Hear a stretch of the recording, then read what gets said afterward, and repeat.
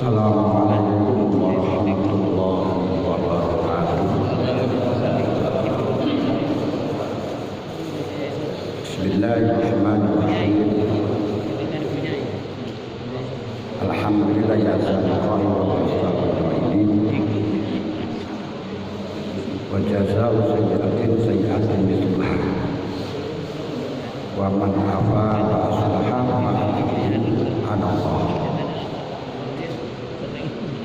Wassalatu wassalamu ala sayyidina wa habibina wa qudwatina wa nabiyina Muhammad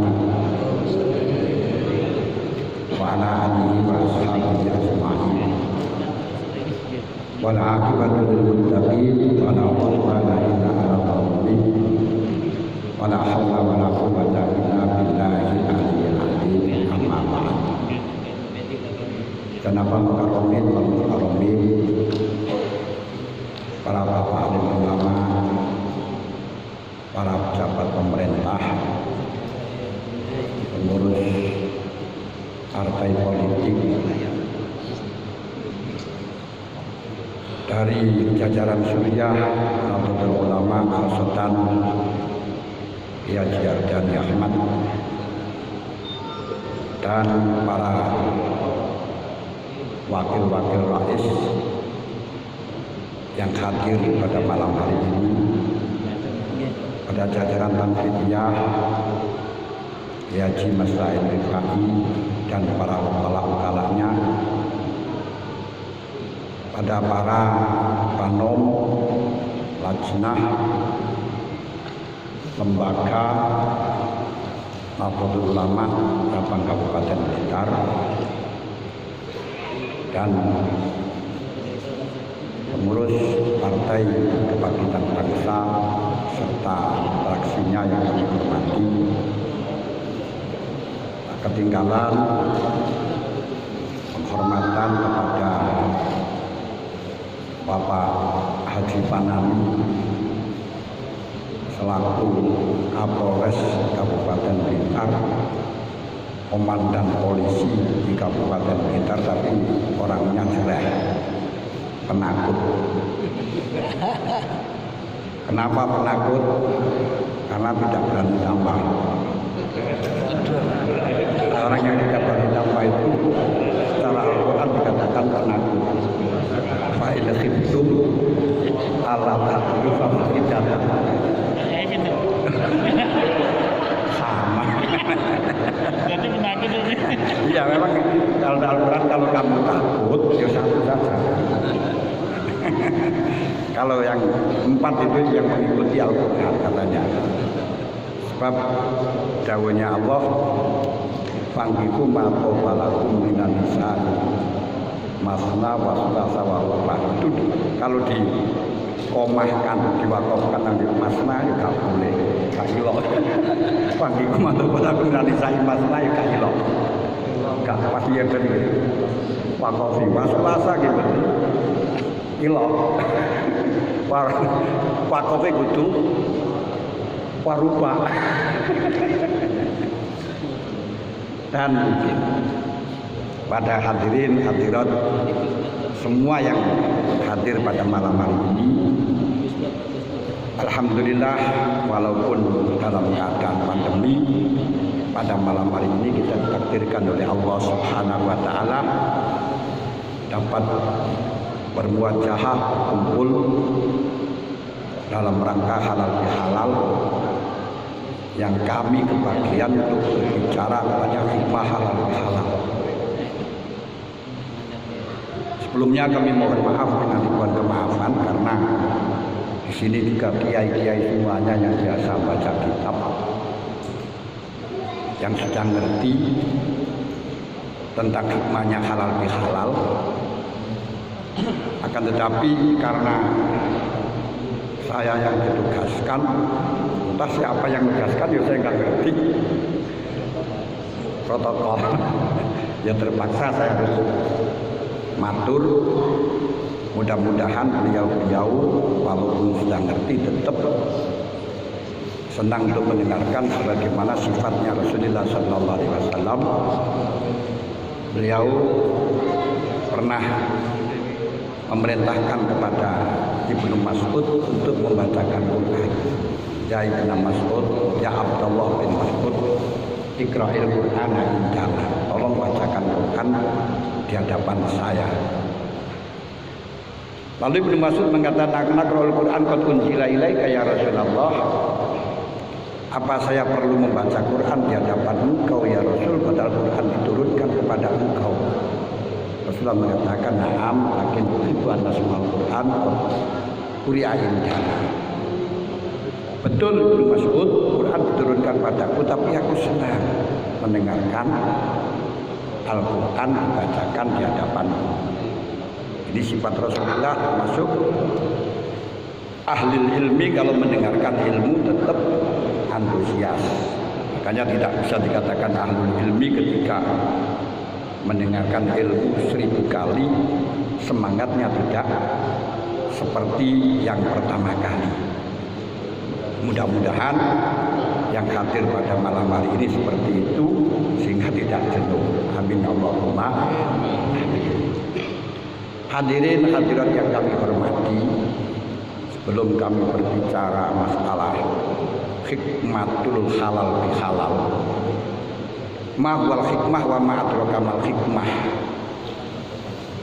Hikmah itu sebagaimana yang didawuhkan oleh Allah Ta'ala, wa may yu'tal hikmata faqad utiya khairan katsiran. Jadi hikmah itu adalah kebaikan-kebaikan yang kita dapat dari segala apapun. Karena memang segala sesuatu apapun itu pasti ada baiknya dan ada jeleknya. Kalau kita bisa melihat segala sesuatu apapun itu menjadi baik, berarti kita bisa mendapatkan hikmah. Tapi kalau kita mendapatkan jelek, berarti tidak mendapatkan hikmah.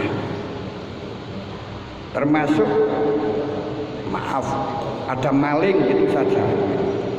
Kalau kita mendapatkan hikmah akan melihat dengan positif, bukan dilihat dari malingnya melanggar syariat, tapi kita melihat, Masya Allah, betapa Allah Ta'ala punya sifat rahmah, betapa Allah Ta'ala punya sifat kasih sayang, Rahman Rahim. Buktinya wong sing maling ora salat kang nyolongan kok yo dikasih sehat, kok dikasih waras. Masa yang ibadah nggak dikasih waras? Jadi ini termasuk hikmah. Corona yang terjadi sekarang banyak hikmahnya, dan juga walaupun banyak yang susah juga banyak yang senang. Buktinya sekarang malah justru banyak beredar pembakaran bendera PKI. Entah dari mana dapatnya. Mestinya kan dapatnya itu dari sweeping, lalu tidak sweeping yang mencetak sendiri dibakar-bakar sendiri. Nah, ini karena untuk mencari kesempatan dengan corona ini. Dan anehnya masyarakat bawah juga banyak yang percaya yang semacam itu. Juga termasuk lockdown. Kadang kan ya seneng di lockdown karena diingoni. Sehingga di Blitar ini kebelet lockdown. Sampai daerah-daerah itu lockdown sendiri. Jadi katanya lockdown mandiri. Padahal belum di PSBB. Sehingga tidak berani ke desa-desa, Masya Allah, dibuntu ini dari siapa, dari mana, terus hukumnya bagaimana.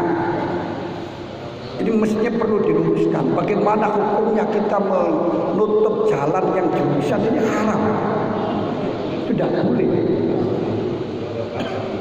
Masya Allah ini. Kalau jalan buntu itu silahkan asal mendapatkan persetujuan dari masyarakatnya. Itu kalau jalan jurusan tidak boleh. Mungkin kebelet PSBB. Inilah yang ini perlu diluruskan yang semacam ini. Saya melihat di Malang PSBB, tapi aneh malah hari raya ramai. Sedangkan di Blitar tidak PSBB. Masya Allah sepi. Saya pergi ke Malang. Nah, saya memang terpaksa ke Malang karena saya pada hari pertama jam 4 gak bisa datang ke Malang. Terus akhirnya ibu saya menangis. Terus saya agak khawatir. Masya Allah dari Blitar ke Malang tidak ketemu kendaraan sama sekali. Dari Blitar sampai Karangkates, baru Karangkates ada kendaraan. Hari kedua, hari pertama juga gak ada kendaraan. Pas hari ketiga, saya dari Malang terus pulangnya terus dari Karangkates sampai ke Samben itu saya hitung papakan mobil banyak 12. Kemana saja orang bertanya. Kembali. Nah, wali padahal ini belum ada instruksi dari Pemkab, apalagi dari pusat nggak ada, tapi sudah kebelet, sudah oper persis.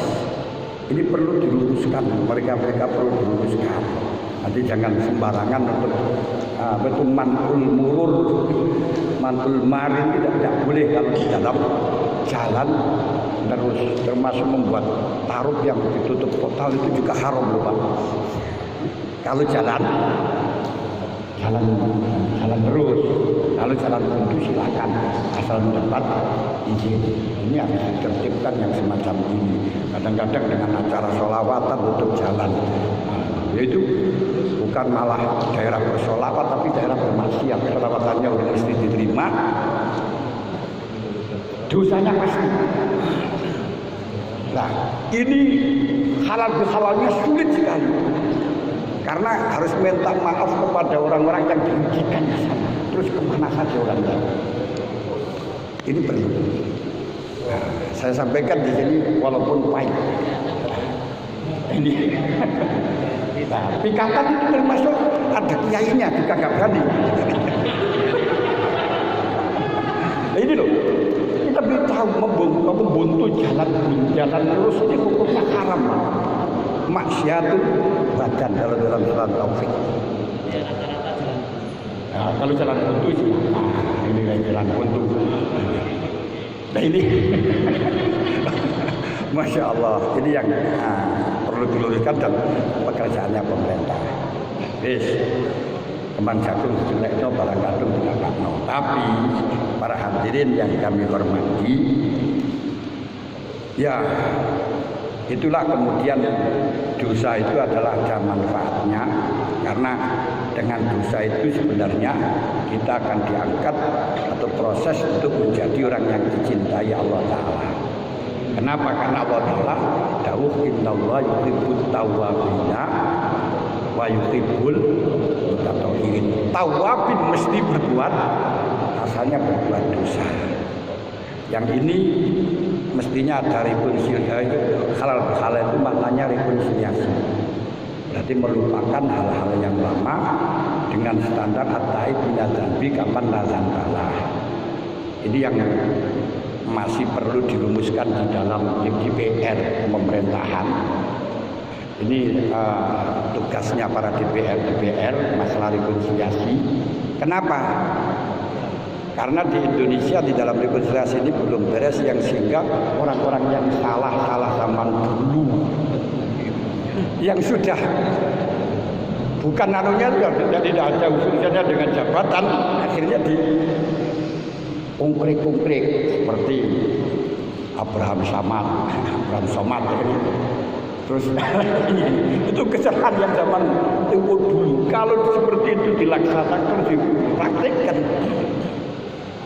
rusak, karena tidak ada orang yang tidak pernah salah. Bahkan santri-santri seperti saya itu dulu ya sering nyolong nongko. Ini udah di KPK terus diungkit, kita nyolong nongko. Ini perlu menjadi tugas dari DPR untuk rekonsiliasi. Jadi batasnya orang itu bisa diadili sampai kapan? Ini perlu. Jadi makanya kalau di dalam syariat maling itu kalau sudah tobat tidak boleh dikhat. Tapi urusan harta tetap harus kembalikan. Artinya nggak boleh dikhat, itu nggak boleh dipotong. Nah di takzir, mestinya kalau sudah tobat tidak, karena tujuannya takzir itu adalah tobat. Ini sedikit urusan syariat yang ada hubungannya dengan para hadirin yang kami hormati. Alhamdulillah di dalam Nahdlatul Ulama masih eksis kita mengadakan halal untuk mengamalkan akhlakul karimah dan melestarikan budaya, melestarikan Islam Nusantara. Karena halal bihalal itu murni produk dari Nusantara. Walaupun isinya ini ya sesuai dengan syariat, tapi nama halal bihalal dilakukan semacam ini adalah produk Islam Nusantara. Konon yang pertama kali mencetak nama halal bihalal itu adalah Mbah Wahab Hasbullah. Dengan terbukti halal bihalal itu bahasa Arab, tapi saya mencari di dalam kamus Arab gak akan pernah nemu. Bahkan di Arab sana tidak kenal nama halal bihalal. Makanya ada yang benar halalun bihalalin atau al halalu bil halal, terserah Islam. Enggak ada. Ini bahasa Arab yang mujawa, dijawakan. Ini. Nah, tujuannya halal bihalal itu apa? Rekonsiliasi. Yaitu sama-sama merasa kupat. Makanya besok ini hari kupat. Kupat itu maknanya ngaku lepat. Makanya jangan diterjemahkan ketupat, liu, ya kupat gitu saja. Ngaku lepat. Kalau kita mau ngaku lepat, maka akan jadi lontong. Lontong itu wolone kotong. Nah, kalau sudah jadi lontong mesti jadi satu. Berarti ketika ada tidak jadi satu, ini pasti tidak ada ngaku lepas. Makanya saya dulu ketika masih kecil sama ibu saya itu kalau makan kupat disuruh ngiris, gak boleh dilepas, gak boleh dicari. Loh, ketika saya bertanya kenapa tuh mak? Ayolah, ibu saya nggak bisa jawab. Tapi maksudnya gimana? Ketika sudah ngaku lepas jadi satu, jangan sampai diudahi hanya gara-gara beda partai, hanya gara-gara beda caleg, hanya gara-gara beda nasib, hanya gara-gara beda bagian dan sebagainya. Jangan sampai ini. Maka diharapkan dengan halal bihalal ini betul-betul kita ngaku lepas, merasa salah, merasa rendah, merasa jelek, merasa asor, tapi jangan jadi orang asor. Termasuk nikmat yang tidak ada yang menghasuti. Nikmatun azimatun la tuksadu at-tawadhu. Tawadhu itu nikmat yang merasa rendah, nikmat yang paling tinggi, tapi tidak ada yang ngepingini, yang tidak ada yang menghasuti. Kalau nikmat DPR, nikmat apa banyak yang hasut, tapi untuk merasa rendah tidak ada yang hasut. Orang yang baik adalah orang yang merasa jelek, orang yang merasa bersalah walaupun bersalah. Orang yang jelek adalah orang yang merasa benar walaupun dia benar. Sebagaimana yang disampaikan oleh Syekh Al-Atahillah, maksiatun aurasat dhullan wasizdaron khairun minat ta'ati aurasat izzan was tikbaron. Perbuatan jelek, perbuatan maksiat, perbuatan salah yang mengakibatkan kita merasa rendah itu lebih baik daripada perbuatan baik tapi kita merasa baik. Makanya orang baik adalah orang yang tidak merasa baik walaupun tidak baik. Orang jelek adalah orang yang merasa baik walaupun dia itu baik. Oleh karenanya Syekh Abdul Qasim Al-Qushairi mengatakan asaddun nafsi ayasqara bima qadar. Paling repot-repotnya ngobati nafsu yaitu orang yang merasa punya derajat, merasa punya keahlian, merasa punya kehebatan, merasa punya kelebihan. Silakan Anda punya kelebihan tapi jangan merasa punya kelebihan. Silakan Anda menjadi orang baik tapi jangan merasa baik. Jangan jadi orang jelek tapi merasalah jelek. Duniki. Hadirin hadirat yang kami hormati, memang halal bihalal ini upaya untuk menghapuskan dosa. Akan tetapi secara hukum fikih ini mengampuni dosa kesalahan Adam itu tidak wajib. Nah, ini hanya sunnah. Cuma Imam Syafi'i mengatakan manusia walam yardo bahwa syaiton di jalan sepuro ora gelem ngapura iku padha karo syaitan. Namun dalam cara fikih enggak wajib memberi ampun karena wajaza sayyi'atun misluha, boleh kita membalas. Akan tetapi Allah Ta'ala mengatakan wa man afa wa aslaha fa ajruhu 'ala Allah. Barang siapa mau mengampuni, mau islah, rekonsiliasi, mau bersatu, mau mengalah, ini nanti yang memberi pahala ganti Allah Ta'ala, yang sehingga kita tidak menuntut kepada orang yang menyalahi kepada kita. Kalau kita tidak mengampuni, besok akan mendapatkan pahala darinya, tapi tidak mendapatkan pahala dari Allah Ta'ala. Tinggal pilih mana. Kalau dari Allah Ta'ala pasti ya bighairi hisab, tapi kalau dari manusia ya hanya sebatas itu. Oleh karenanya nanti mungkin akan diwakili Yai Ardhani karena sebagai kepalanya untuk minta maaf kepada para teman-teman. Bagi kami hanya mengantarkan saja biar sampai gelem ngapura. Ini penting. Wa man afa wa aslaha fa ajruhu 'ala Allah. Hadirin yang kami hormati, model halal bihalal yang semacam ini atau silaturahim seperti yang dilakukan di Nahdlatul Ulama itu merupakan langkah siasah, langkah politik. Politik itu apa? Politik itu adalah intizamun nas ila thariqin najiyah, ila thariqil mustaqim al-munajjih fid dunya wal akhirah. Kita mengatur manusia untuk menuju jalan yang jejak, jalan yang lurus dalam rangka menyelamatkan dunia dan akhirat. Itu politik. Lah yang dalam hal ini untuk urusan politik, Imam Ghazali mengkelas asyasatu arba'u darajah. Siasat itu ada 4 derajat. Ini biar tidak campur aduk, kita bersama dengan aparat, bersama dengan DPR. Nah, 4 derajat itu pertama siasatul anbiya. Nah, siasatul anbiya ini wilayahnya umum, seluruhan rakyat kecil di ujung gunung dan semuanya baik agama apa saja ini menjadi wilayahnya pemerintah. Mulainya para nabi, baik urusan lahir dan urusan batin, urusan akidah. Makanya Rasulullah boleh mengatur di dalam masalah urusan ibadah dengan bagaimanapun, karena memang langsung dituntut oleh Allah dengan cara wahyu. Ini yang digembor-gemborkan oleh mereka-mereka yang ingin kembali kepada khilafatul nubuwah mustahil. Ya, saya tidak bicara yang macam ini. Kalau saya bicara ini nanti malah kursus HTI.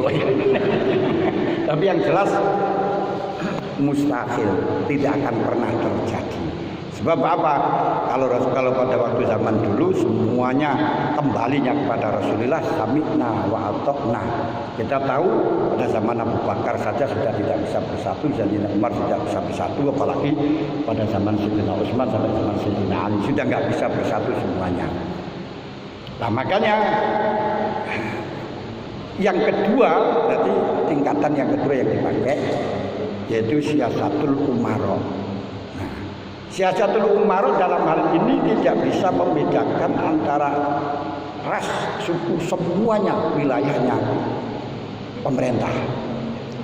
anak kecil semuanya wilayahnya pemerintah, tapi pemerintah hanya dalam bidang sosial, dalam bidang interaktif, dalam bidang urusan komunikasi antara satu dengan yang lain, tidak punya hak mengatur di dalam masalah urusan akidah, tidak bisa memaksakan untuk melakukan yang ibadah tertentu. Makanya ketika Imam Malik menjadi guru besar di Madinah, Harun Rasyid memerintahkan agar rakyatnya mengikuti Imam Malik mengaji kitab Muwatta. Beliau menolak, tidak boleh semacam itu. Nah, ini yang terpenting. Oleh karenanya, karena ini wilayahnya di dalam masalah urusan agama, urusannya kiai. Nah, makanya urusannya para ulama. Kalau urusan nanti urusan agama, urusan jamaah, urusan jumatan dan sebagainya, ini mohon dengan hormat lagi sangat untuk pemerintah harus koordinasi dengan kiai, jangan langsung menjadi momok jumatan tidak boleh, jamaah tidak boleh dan lain sebagainya. Ini yang menjadi bahaya. Terjadi 2 Jumat yang semacam itu ketika belum ada koordinasi antara ulama dan umarok, bingung semuanya. Sehingga yang tidak ada urusan apa-apa saja tidak jumatan. Bahkan ada di pondok pun juga ada jumatan. Karena apa? Karena takut. Ya ada yang memang didatangi oleh polisi. Nah ini, tidak boleh. Nah ini. Nah, makanya dalam urusan sensitif ini harus berhubungan dengan ulama. Oleh karenanya ulama dengan umarok ini kata amen seperti halnya 2 anak kembar yang tidak bisa dipisahkan tapi berbeda di dalam tugas. Harus sinkron. Ketika ulama dan umarok ini tidak bisa sinkron, bahaya. Oleh karenanya kita harus bersatu di dalam menyongsong yang ke depan, harus mencari pemerintah yang betul-betul bisa bekerja sama dengan ulama-ulama Nahdlatul Ulama. Ini harus kita sepakati. Karena apa?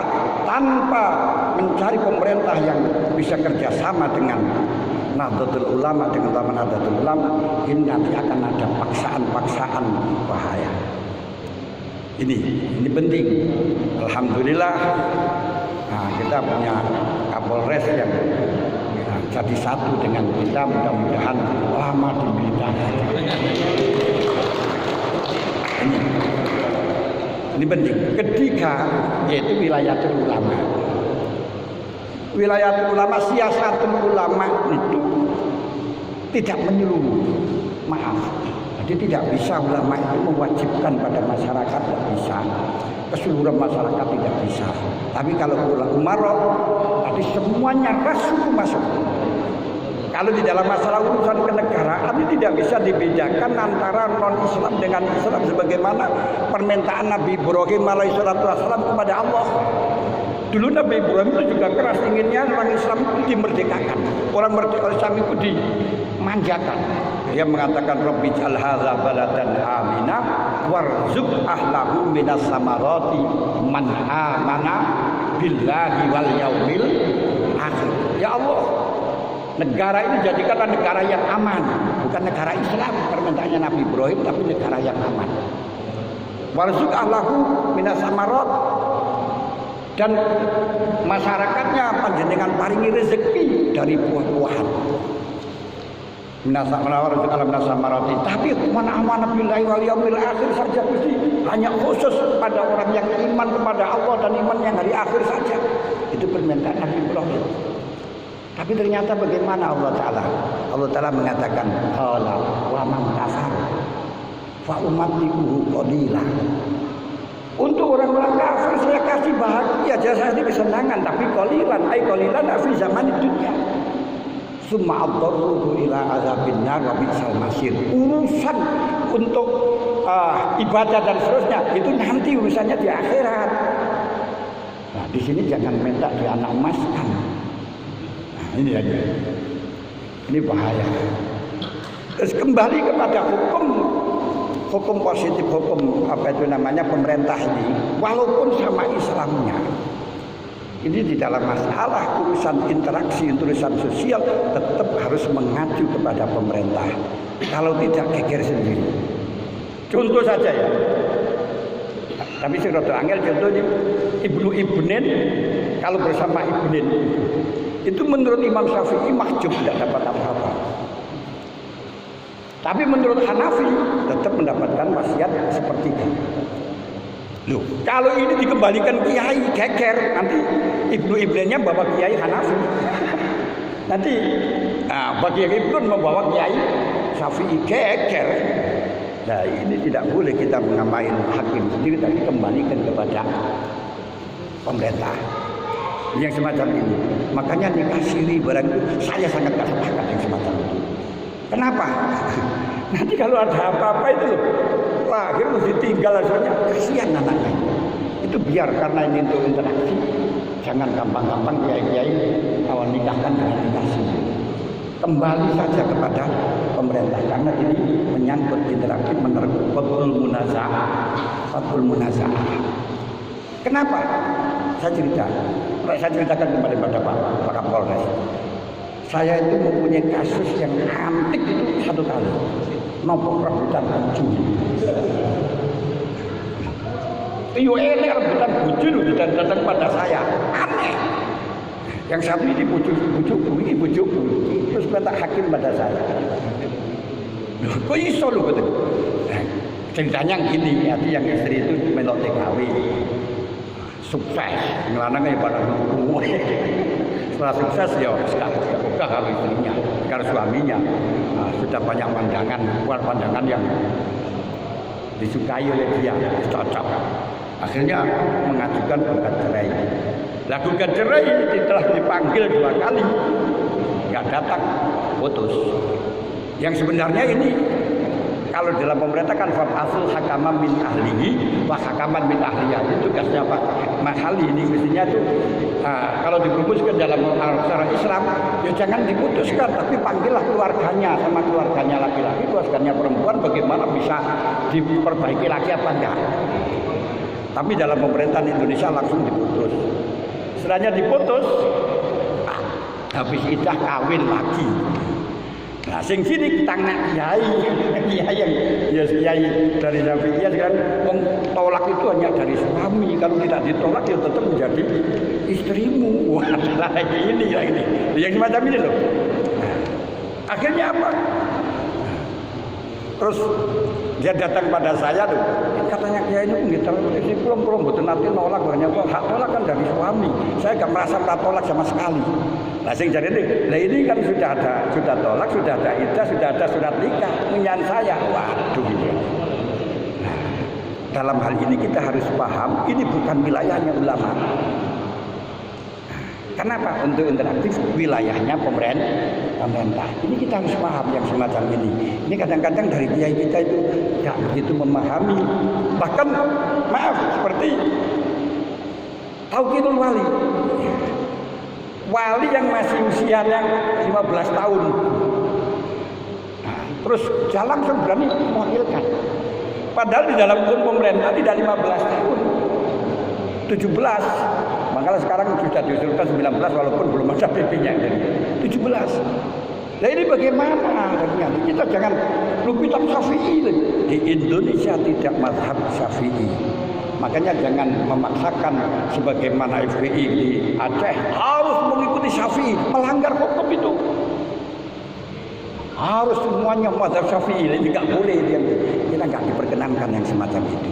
Nah, untuk wilayahnya ulama ini khusus urusan batin dan hanya kepada orang tertentu. Oleh karenanya, karena ini untuk tertentu, bagi kita ini wilayahnya hanya kepada orang NU saja. Jangan mengolok-olok kepada orang-orang yang selain NU. Karena kalau sudah mengolok-olok, ini kesalahan yang Anda sulit untuk tobat. Bagaimana minta maaf kepada orang yang kau bid'ahkan, kau salah-salahkan? Gak bisa tobat. Ini paling bahaya di dalam obat secara dalam Minhajul Abidin itu adalah membid'ahkan orang, membid'ahkan pada orang yang orangnya dicampur aduk banyak. Loh, lalu kalau kita itu dimaki-maki bagaimana? Kita memperkuat saja pendapat kita, tidak usah ikut memaki-maki. Ini penting. Nah, penting. Jadi karena apa? Karena kita tidak boleh untuk menyalahkan, untuk menghakimi atau membalas kezaliman kecuali kepada orang yang berbuat zalim. Kalau ada orang satu memaki-maki kepada Nahdlatul Ulama, Anda tidak boleh memaki-maki kepada Muhammadiyah, kepada organisasi mereka, hanya kepada mereka saja.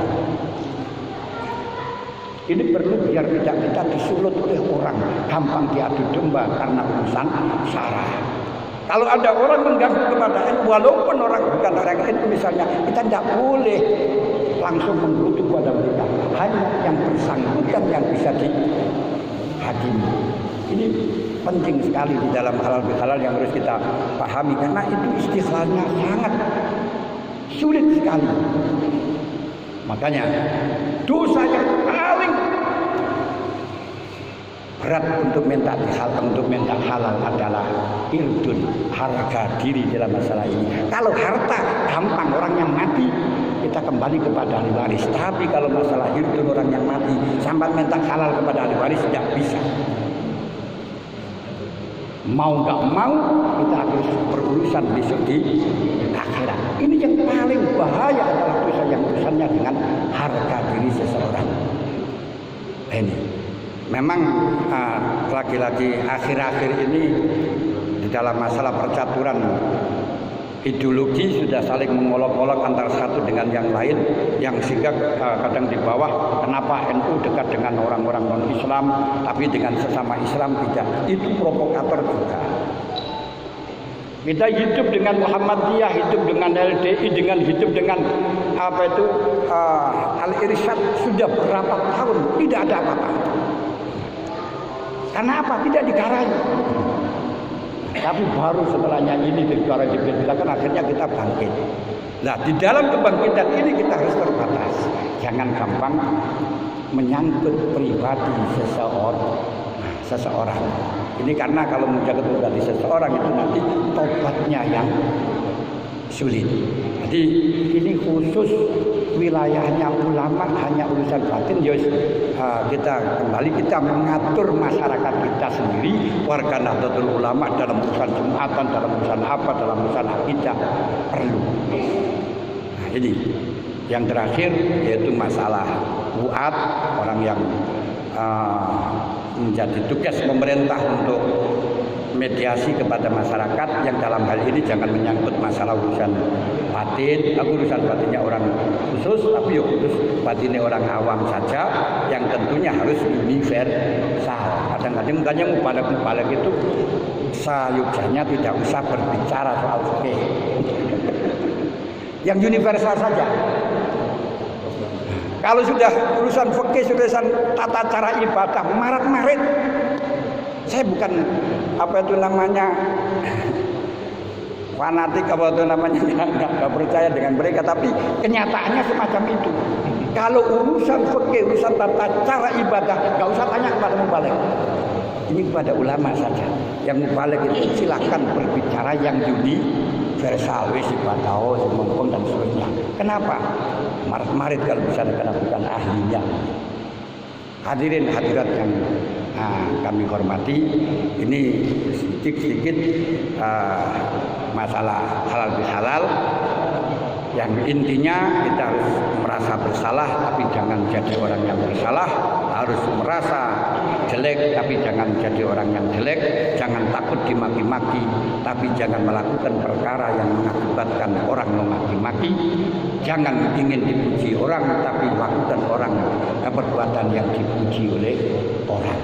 Ini yang bisa kami sampaikan, mudah-mudahan bermanfaat, karena saya setiap tahun disuruh berbicara halal bihalal, kalau saya balani dulu ya bosan. Ini kita kayak dia ngoten.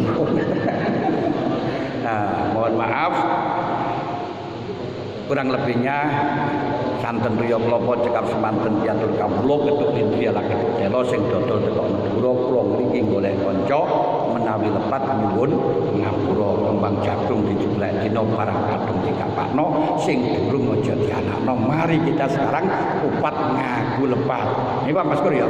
Ngaku lepat wis. Tidak usah kita ingin tahu kesalahan orang lain. Biar salah ya tidak masalah, tapi yang penting kita menengok yang ke depan, tidak usah nengok ke belakang. Ini saya mohon dengan hormat Pak Mas Kur, Pak, kami itu ngoten nggih. Biar saya di sini ngoten mawon. Wassalamualaikum warahmatullahi wabarakatuh.